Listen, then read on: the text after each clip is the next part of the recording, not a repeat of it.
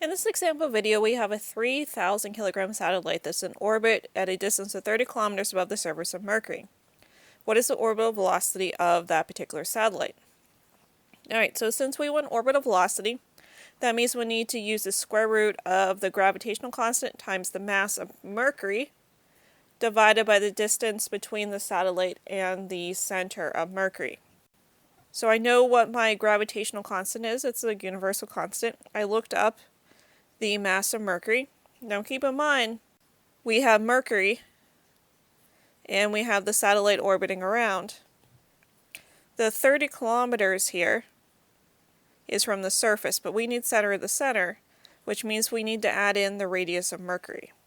So this is the altitude or distance from the surface of Mercury to the satellite, and this is the radius of Mercury, which I looked up in a table. Alright, so completing my algebra, I find that the orbital velocity is 2.94 times 10 to the 3 meters per second.